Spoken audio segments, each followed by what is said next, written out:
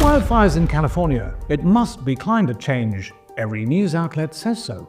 We know that many environmentalists right now are sounding the alarm on the role that climate change is playing. Why is climate change to blame? You say it's because of the greater number of heat waves, rise in temperatures, and lack of rain. Is that true, or just more climate BS? Let's check the actual scientific data from official government sources. First, heat waves. There is the official government record on heat waves in the US since 1900. In 120 years, there has been no upward trend.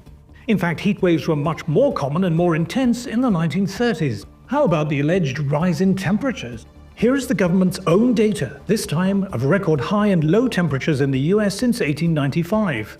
We see on the bottom that record low temperatures have risen gently. In other words, the weather is slightly milder. But what about high temperatures at the top? There is no upward trend at all. In fact, it's clear from official government data that record maximum temperatures were higher in the 1930s than today. And here we have official data on heat spells from the EPA. Once again, it shows that the early 20th century was hotter than today, and the temperatures reached a peak in the 1930s.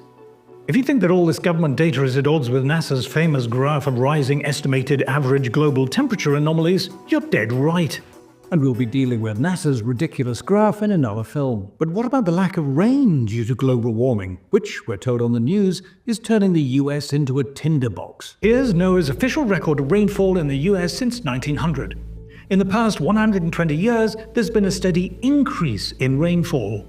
There's more rain, not less. Given that the US has not grown hotter over the past century, and that there's been more rain, you might have expected there to be fewer wildfires, not more.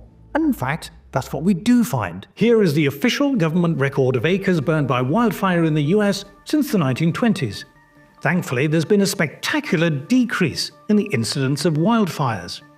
And that's also true of the world as a whole. Here is a published estimate of areas affected by wildfires globally over the 20th century.